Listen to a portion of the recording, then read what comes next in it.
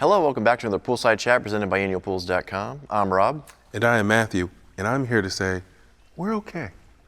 We're okay. The question goes as such. I'm looking to maintain my pool at around 85 degrees during the colder March nights. Would it be better to run my heat pump at night or during the day? Rob? Well, really, I guess better is subjective, because if you're talking about your pocketbook, your wallet, it's better to run the heat pump during the day because it's more energy efficient during the day because it takes the warmer ambient air and transfers that to your pool. So as far as energy efficiency goes, you'd want to run it during the day.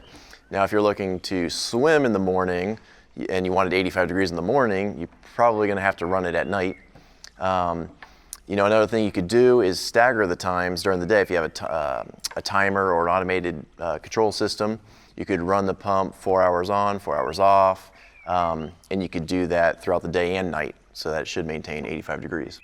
Or let's say you just want to run the pump during the day, you could get a solar cover, just the traditional kind of bubble solar cover. And if you're not interested in lugging that off the pool every time you want to use it, you can get a liquid solar blanket, like the little solar balls or solar fish. And if you don't want to do that, then maybe you don't want a pool.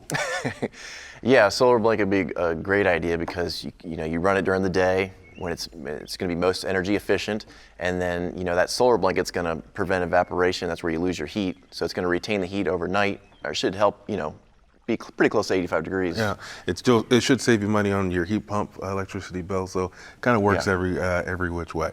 Yep. I think we both answered that correctly. Did our best, I for think. once. Yeah. For once.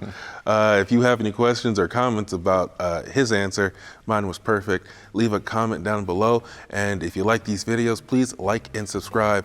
And for all things pool and spa, visit us over at AnnualPools.com. Bye.